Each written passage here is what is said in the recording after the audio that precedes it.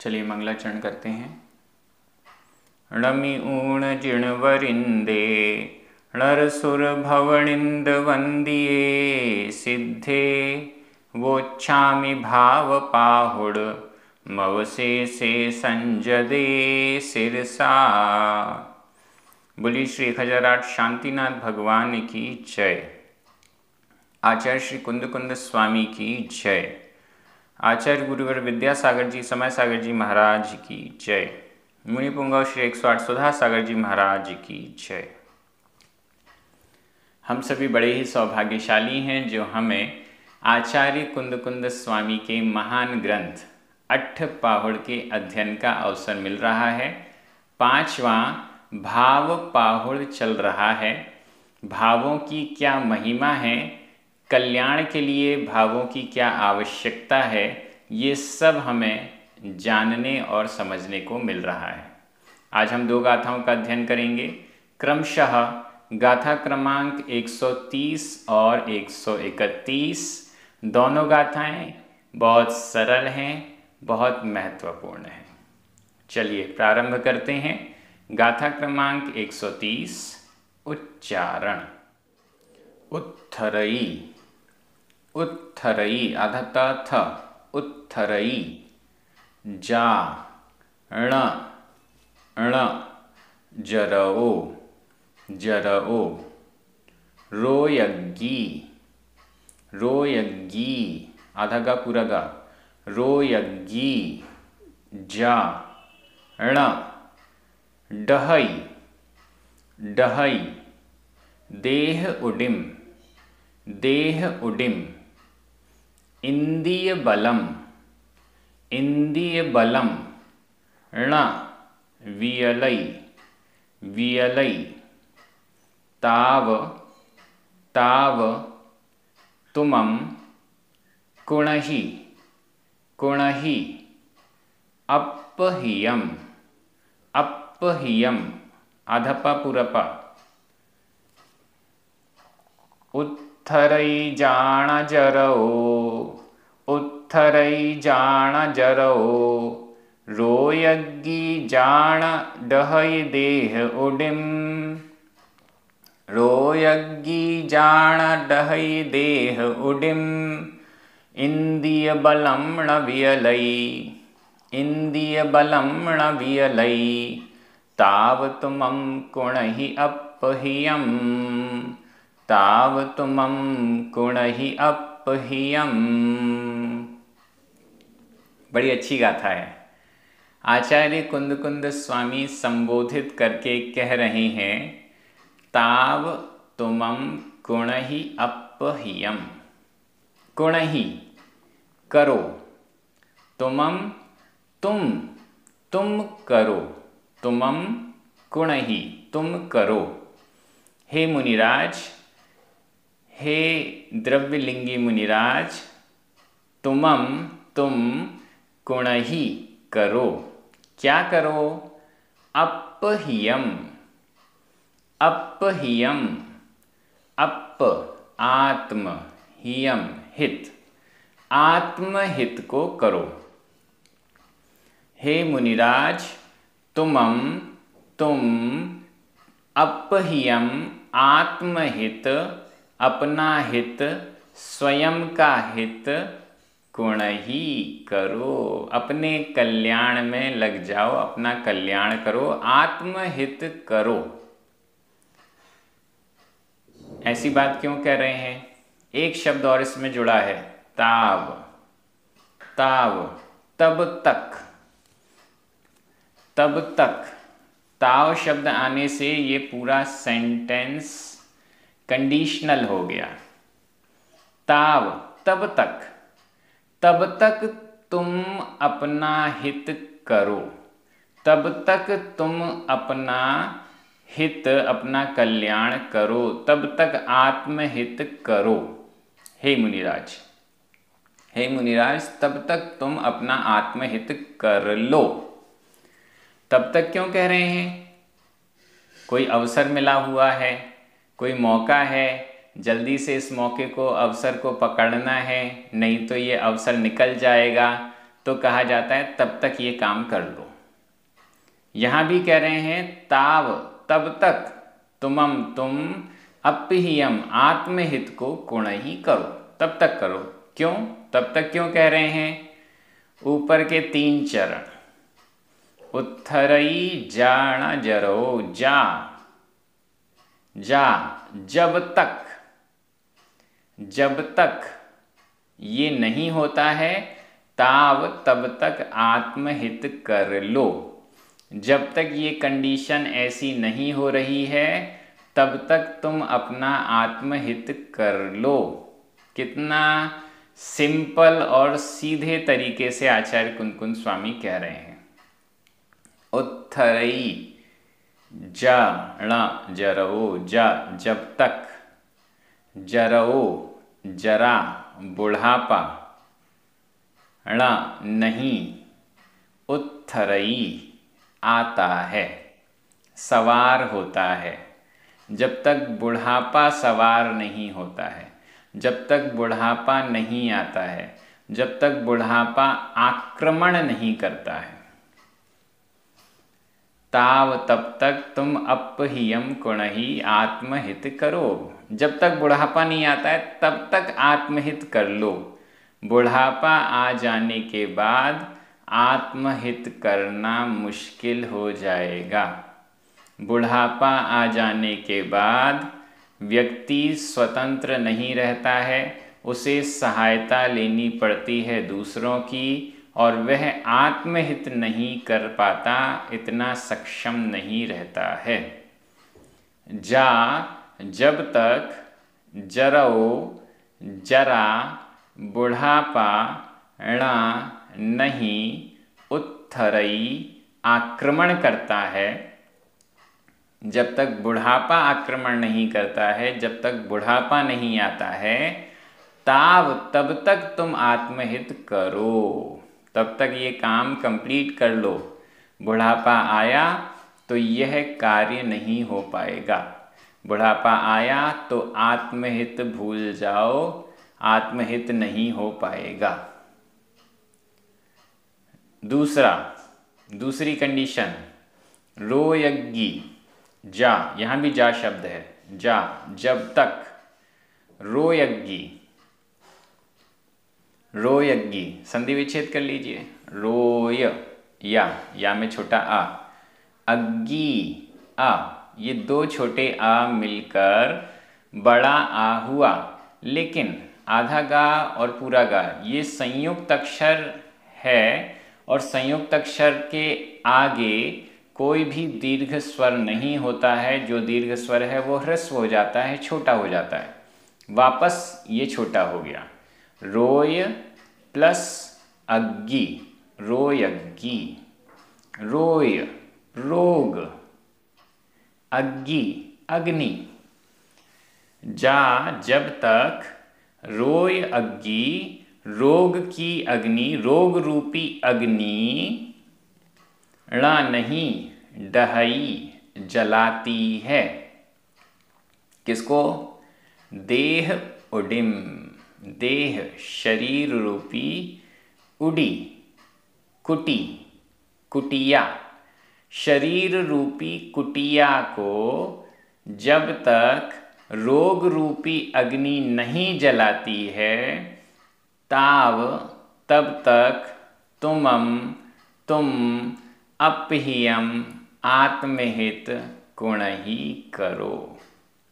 जब तक रोग रूपी अग्नि, रोग की उपमा अग्नि से दी गई है, जब तक रोग रूपी अग्नि देह कुटी को, शरीर रूपी कुटिया को, कुटिया जो पत्तों की बनती है अक्सर जंगलों के पास, उपवनों में, जंगलों के आसपास का जो क्षेत्र है, ऐसी जगह जहाँ पक्के मकान नहीं होते, वहाँ पर पत्तों की, लकड़ी की, इन सब की मिला के एक कुटिया बनती है, झोपड़ी भी जिसे कहते हैं। रोग रूपी अग्नि जब तक देह कुटी को, शरीर रूपी झोपड़ी को ण नहीं डहई जलाता है, तब तक आत्महित कर लो।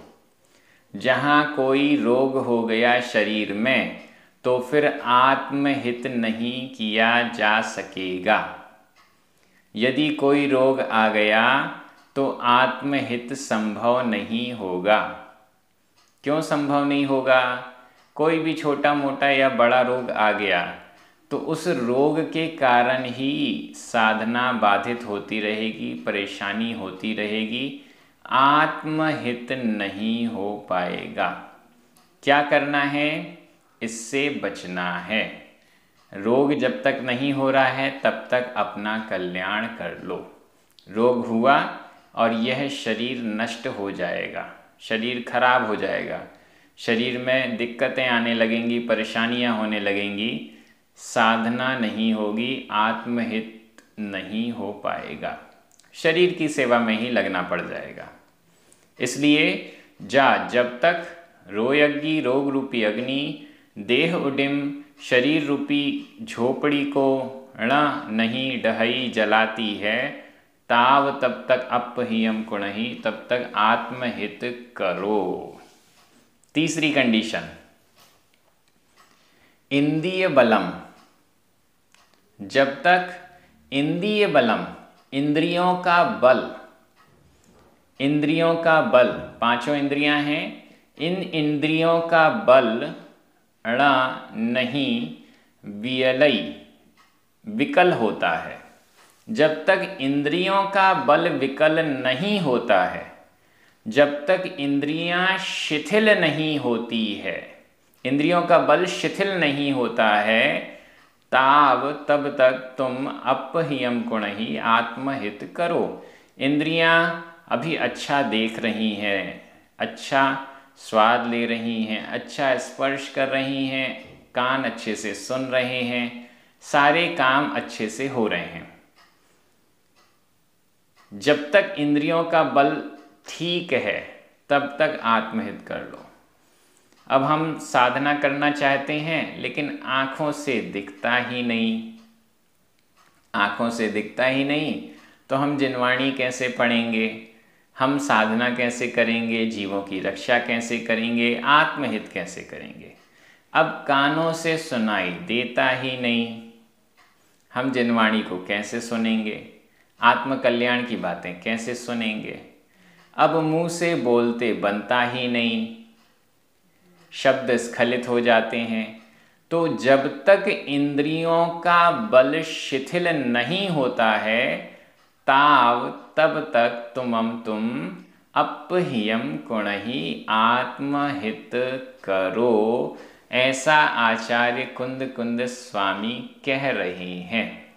एकदम स्पष्ट रूप से उनका संकेत है कि जब तक सक्षम हैं तो आत्महित कर लें। सक्षमता समाप्त हुई, असक्षम हुए, तब कुछ भी नहीं हो पाएगा। तब हम सोचते रह जाएंगे कि हमें आत्महित करना है और हम कर नहीं पाएंगे। बहुत अच्छी गाथा है, एक बार व्याकरण की दृष्टि से देख रहे हैं। उत्थरई, डहई, वियलई, ये तीनों ही वर्तमान काल अन्य पुरुष एक वचन के क्रिया रूप हैं।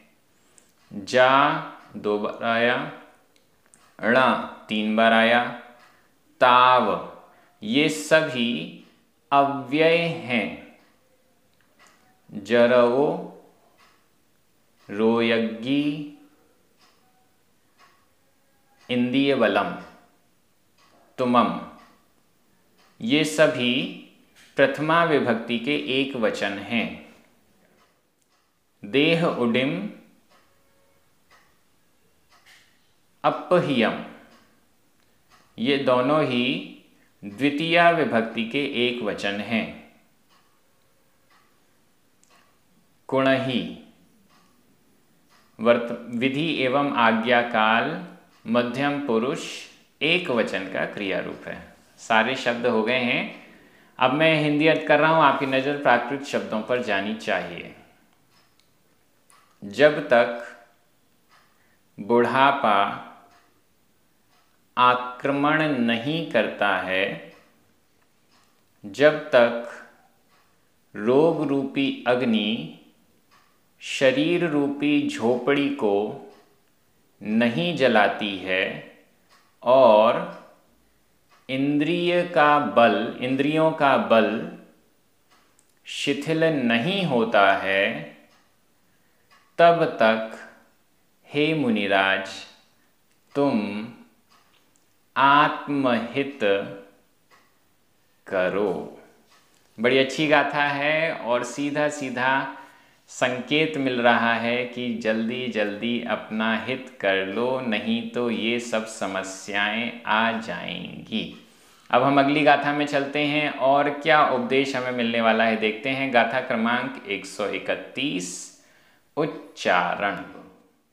छज्जीव अधज पुरज छज्जीव छड्डाय दणम छडाय दणम छडाय दणम छज्जीव छडाय दणम ऋच्चम ऋच्चम अधच पुरच ऋच्चम मण वयण काय जो एहिम मण वयण काय जो एहिम मण वयण काय जो एहिम। कुरु रा में छोटे उ की मात्रा। कुरु दय दय परिहर परिहर मुनिवर मुनिवर भावी भावी अपुवम अधवा पुरवा अपुवम महासत्त आधाता पुरता महासत्त। छज्जीव छडाय दणम छज्जीव छडाय दणम ऋच्चम मण वयण काय जो एहिम ऋच्चम मण वयण काय जो एहिम। कुरुदय परिहर मुनिवर कुरुदय परिहर मुनिवर भावी अपुवम महासत्त भावी अपुवम महासत्त। बड़ी अच्छी गाथा है। भावी अपुवम महासत्त हे महासत्व महासत्त हे महासत्व हे महान सत्व के धारी हे महान सामर्थ्य के धारी। महासत्त सत्व सामर्थ्य सत्ता महानता से युक्त हे महापुरुष हे मुनिराज हे महापुरुष हे मुनिराज। अपुवम भावी अपुवम पुव्वम पूर्व में किया हुआ अपुव्वम पूर्व में नहीं किया हुआ अपुव्वम अपूर्व अपूर्व को जो पूर्व में नहीं किया है उसको भावी भाव हे महासत्व हे महामुनिराज तुम अपूर्व को भावो अपूर्व की ओर अपनी भावना को करो अपूर्व की ओर अपना लक्ष्य बनाओ। जो सब पूर्व में किया है उसकी भावना नहीं करो जो पूर्व में नहीं किया है उसको भाओ। जो पूर्व में नहीं किया है उसको भाओ। हे महासत्व हे महायश हे महामुनिराज हे द्रव्यलिंगी मुनिराज आज तक अनंत काल से संसार में भटक रहे हैं। शरीर आदि पर पदार्थों पर राग द्वेष मोह किया हुआ है। ये सब पूर्व में किए हुए कार्य हैं। विषय भोगों के प्रति ही रुझान रहा है। विषय कषायों में ही लगे रहे, क्रोध मान माया लोभ करते रहे, पांचों पाप करते रहे, कषायों में डूबे रहे। ये सब पूर्व में किया है। पूर्व में किए हुए कार्य को छोड़ो। अपूर्व कार्य आत्महित का कार्य आत्म साधना आत्म कल्याण का लक्ष्य अभी तक नहीं बनाया था। अगर बनाया होता तो मोक्ष चले गए होते। जो अभी तक नहीं किया है आत्महित, उसको भाओ, उसकी भावना करो, उसके ऊपर रुचि लाओ, उसकी ओर आगे बढ़ो, ऐसा आचार्य कुंद कुंद स्वामी कह रहे हैं। भावी अपुव्वम महासत्व, हे महासत्व, अपुव्वम भावी, हे महापुरुष, हे मुनिराज, अपूर्व को भाओ। ये बहुत बड़ा सूत्र है। अपूर्व को भाओ, पूर्व में हम जो जो करते रहे हैं उनसे आगे बढ़ के अपूर्व की ओर जाना है, आत्महित आत्म कल्याण की ओर, ऐसे रास्ते पर जाना है जो संसार में नहीं मोक्ष की ओर ले जाता है। अभी तक संसार के मार्ग में खूब भटके हैं, लेकिन अपूर्व मोक्ष के रास्ते पर आगे नहीं बढ़े। तो मोक्ष मार्ग पे आगे बढ़ना है, आत्महित के कार्य करने हैं। ऐसा भावना करने के लिए आचार्य कुंद कुंद स्वामी कह रहे हैं अपूर्वम भावी, अपूर्व को भाओ। और क्या करना है? मुनिवर शब्द भी दिया हुआ है। हे मुनिवर, हे महासत्व, हे मुनिवर, आप अपूर्व को भाओ। मुनिवर के लिए उपदेश है। हम सभी भी थोड़ा बहुत अपूर्व की ओर लक्ष्य तो बना ही सकते हैं, आगे बढ़ पाएं या ना बढ़ पाएं, लेकिन लक्ष्य तो हमारा निर्धारित हो सकता है। और क्या करने को कहा जा रहा है? कुरु करो दय, दया करो, दया करो। और क्या करो? परिहर, परिहार करो। दया करो और परिहार करो। किस पर दया करना है और किसका परिहार करना है? परिहार यानी त्याग, छोड़ दो। किसका परिहार करना है और किस पर दया करना है? ऊपर वाली सबसे पहला चरण, छज्जीव छड़ाए दणम। छज्जीव, 6 प्रकार के जीव, छज्जीव, 6 जीवों पर, 6 प्रकार के जीवों पर, षटकाय के जीवों पर, पृथ्वी का एक, जल का एक, अग्नि का एक, वायु का एक, वनस्पति का एक और त्रस का एक। इन 6 काय के जीवों पर दया कुरु करो, दया करो, इन पर दया करो। 6 प्रकार के जीवों पर दया करो। मुनिराजों का पूरे जीवों की, 6 प्रकार के जीवों की हिंसा का त्याग होता है। गृहस्थ की दृष्टि से त्रस जीवों की संकल्प पूर्वक हिंसा का त्याग होता है, शेष का हिंसा से बचने का प्रयास होता है। तो यहाँ छज्जीव, 6 प्रकार के जीव, षटकाय के जीवों की हिंसा का त्याग करो, इन पर दया कुरु करो। इनकी हिंसा तो मत करो, लेकिन इन पर दया करो। अब दया कैसे की जाती है, करुणा कैसी की जाती है, उनका भला करने का भाव कैसे किया जाता है? दया करो। और क्या? छड़ाय दणम, परिहर, छड़ाय दणम, इसका संधि विच्छेद कर लेते हैं। छड़, ड में छोटा अ, आय दणम, आय दणम, बड़ा आ, छोटा आ बड़ा आ मिलकर बड़ा आ हो गया। छड़ षट, 6 है। आयदणम, आयतन, अणायदणम होना चाहिए यहाँ पर। आयतन लिखा हुआ है वैसे, लेकिन यहाँ अर्थ है अनायतन। 6 प्रकार के अनायतन को, आयतन लिखा हुआ है, लेकिन अर्थ है अनायतन। अनायतन का मतलब जो आयतन नहीं है। 6 प्रकार के अनायतन को परिहर, छोड़ दो। 6 प्रकार के अनायतन को छोड़ दो। सच्चे देव, सच्चे शास्त्र, सच्चे गुरु और सच्चे देवों के भक्त, सच्चे गुरुओं के भक्त, सच्चे शास्त्रों के भक्त, ये 6 आयतन हुए। और इनसे विपरीत 6 अनायतन, कुदेव, कुगुरु कुशास्त्र, कुदेव के भक्त, कुगुरु के भक्त और कुशास्त्रों के भक्त, ये 6 प्रकार के अनायतन हुए। इन 6 प्रकार के अनायतनों को परिहार करो, छोड़ दो हे मुनिवर। हे मुनिवर, इन 6 प्रकार के जीवों पर दया करो और 6 प्रकार के अनायतनों को छोड़ दो।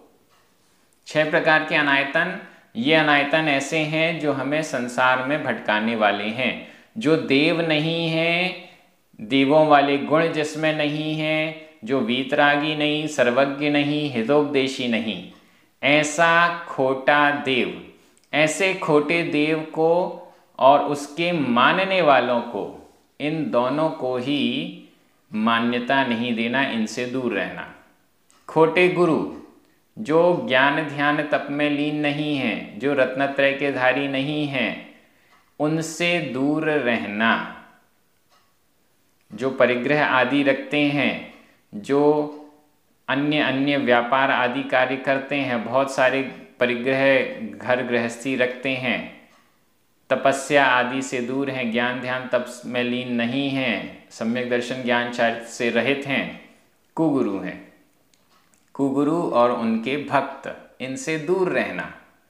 कुशास्त्र, खोटे शास्त्र, ऐसे शास्त्र जिसमें हिंसा को धर्म कहा गया है, ऐसे शास्त्र जिनमें पूर्वापर में विरोध है, पहले कुछ कहते हैं बाद में कुछ कहते हैं, दोनों में विरोध है, मनगढ़ंत कुछ भी कह रहे हैं, तर्कहीन कह रहे हैं, वो सब कुशास्त्र और उनके मानने वाले।